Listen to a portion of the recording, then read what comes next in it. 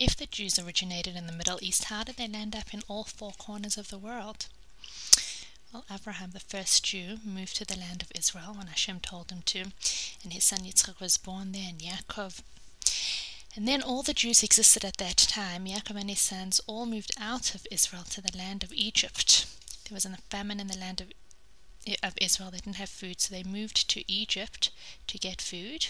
They settled there. Eventually they became slaves in Egypt, and that's when we had the famous story of Pesach, when Hashem finally took the Jews out of Egypt, and they went into the desert, and they went to Mount Sinai, and there they got the Torah from Hashem, and they stayed in the desert for 40 years after that, until finally they were able to go back into the land of Israel, led by Yehoshua, or Joshua.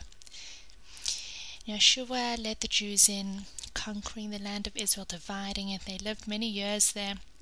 After Yehoshua passed away, there were great leaders known as judges, who led Bnei Israel, who led the Jewish people, and after the judges there were great leaders who were kings.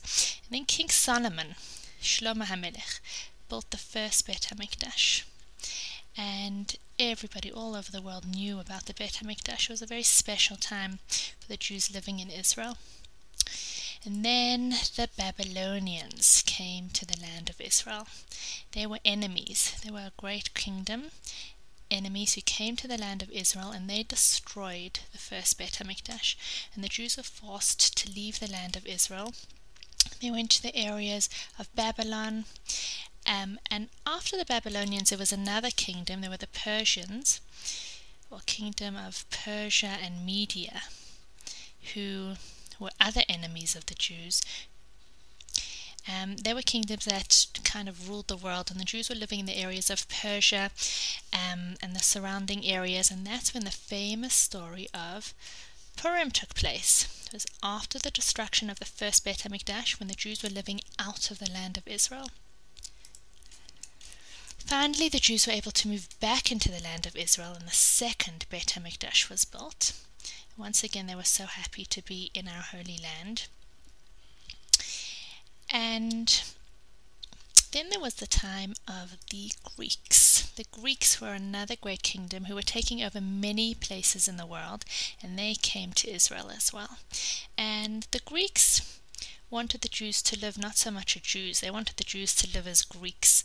And it was at that time that we had the famous story of Hanukkah, when there was a war between the Maccabees and the Greeks, and how the Greeks went into the Bet HaMikdash. They did not destroy it, but they did ruin it in many ways. They made it impure, and finally, after the Jews won, they were able to go into the Bet HaMikdash and find pure oil once again to light the menorah in the Bet HaMikdash.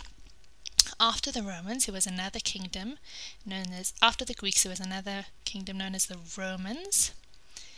And they also ruled many places of the world, and they also came into the land of Israel, and the Jews had a very hard time living under the Roman rule, and eventually the Romans came and destroyed the Bet HaMikdash, and the Jews were once again scattered all over the world. And since then we have been scattered all over the world, and one of the things we can be doing until we are all reunited in the land of Israel once again, one of the things we can be doing all over the world is doing acts of goodness and kindness, spreading holiness, doing mitzvot, so that we can bring holiness to all four corners of the world.